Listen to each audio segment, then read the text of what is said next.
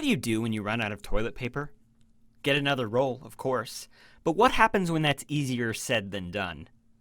Hi, I'm Noah, and I found myself facing an embarrassing disaster when I used the toilet at my friend's house one afternoon. Yep, I just dropped a big, messy number 2 and reached for the toilet paper when... darn! I leant over to the other side where their spares were normally stacked to get a new one. But there were only empty cardboard rolls. Oh no, they were totally out of toilet paper. Without thinking, I grabbed 2 empty rolls and started unraveling the cardboard. I split them apart and tried to clean myself using the stiff layers, but I'm afraid they didn't do much more than scratch. So I dropped them into the toilet, flushed, and stood up with my legs apart. Carefully, I hobbled over and grabbed a dark-colored towel from beside the shower and wet the end under the tap in the bathroom sink. I wrung it out and cleaned myself up and then used the other end to pat myself dry. As I finished up, I heard a strange gurgling sound. I quickly spun back around to see filthy water rising up in the toilet bowl, about to overflow. I stared in horror at the cardboard and the bits of corn floating in the mushy brownness. Oh no, the toilet was blocked!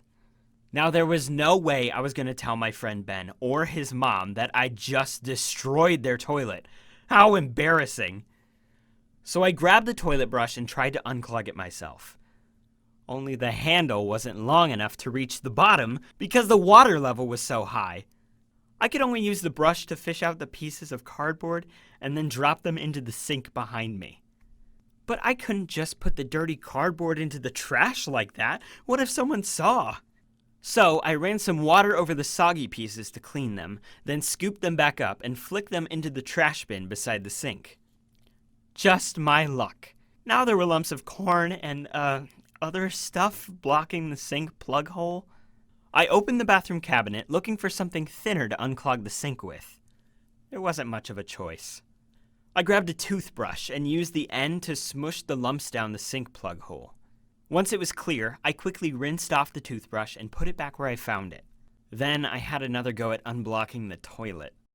I realized I could never be a plumber. The second I plunged my hand into that disgusting mess to reach the bottom of the bowl, thankfully I was able to unclog it and the water finally started going down. Whew, crisis averted.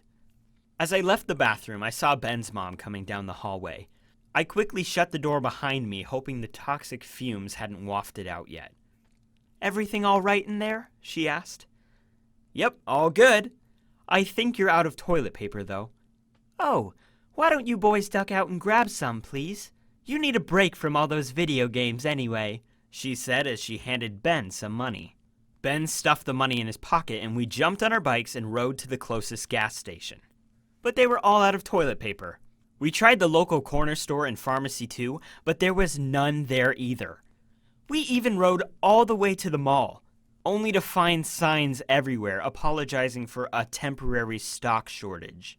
It was dark by the time we finally managed to find a box of tissues at the dollar shop and headed back to Ben's. After we came inside, Ben dropped the change on the counter and I headed down the hallway with the tissues. But just as I got to the bathroom, the door swung open and steam quickly cleared to reveal Ben's father standing there, wrapped in a towel I had cleaned with. I froze as he walked towards me saying, "That'll do, thanks."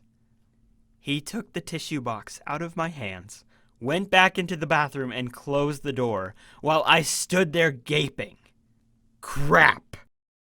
I told Ben I had to go and got out of there as fast as I could.